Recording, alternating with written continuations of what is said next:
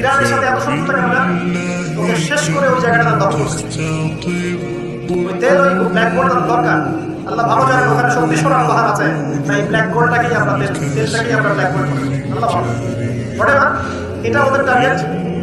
কারণ সে পুরো বিশ্বের রুলিং স্টেট হতে চায়, সারা বিশ্বের রুলিং স্টেট হতে হলে ওকে যুদ্ধ বাড়াতে হবে, এবং যুদ্ধ বাড়ালে পরেই সে নতুন শক্তি প্রাপ্ত হবে। তাদের উদ্দেশ্য তো 6% জায়গা দখল করা না, তাদের উদ্দেশ্য হচ্ছে পুরো হোলি ল্যান্ডটাই তারা চায়। পুরো হোলি ল্যান্ড মানে কি? ওই মিশরের নীল নদ থেকে শুরু করে ইরাকের ইউফ্রেটিস নদী পর্যন্ত পুরো জায়গাটা ওরা চায়, এখনো চায়। আপনার কি মনে হয় ওরা শুধু গাজা চায়? ওরা চায় মিশরের নীল নদ থেকে শুরু করে ইরাকের ইউফ্রেটিস পর্যন্ত। আপনার মনে রাখেন মিশরের নীল নদ কেন?